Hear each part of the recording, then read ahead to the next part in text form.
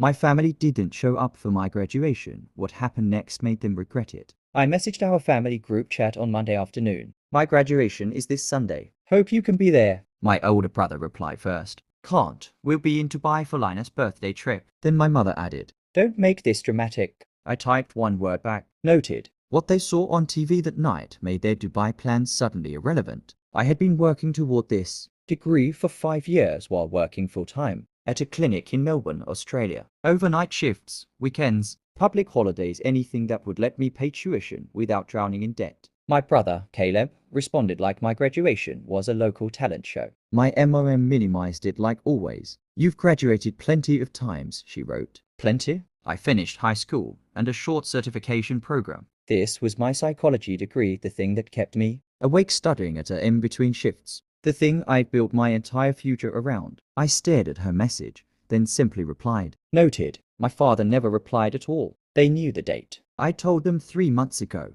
during Easter dinner, and again at my birthday. Caleb booked his Dubai trip last week. On Tuesday morning, my manager pulled me aside. We're doing a feature this weekend, she said. Journal 3 is covering the opening of our Behavioral Health Youth Center. They want to include you since your thesis helped shape the redesign. My research had focused on how clinics could better support children dealing with trauma, environmental triggers, communication techniques, sensory needs. The board loved it. They'd incorporated my suggestions. Calmer wall colors, activity bins in every waiting corner, noise softening panels, new training protocols for staff communication, separate intake spaces for vulnerable kids. They want to feel part of your graduation.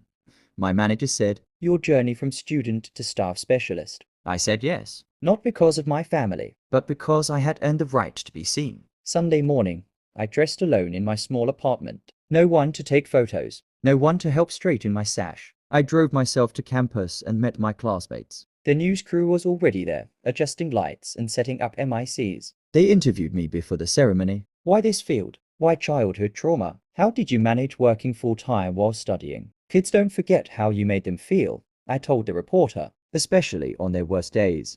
I wanted those days to hurt less. They filmed me walking across the stage. They filmed me shaking hands with the dean. They filmed me heading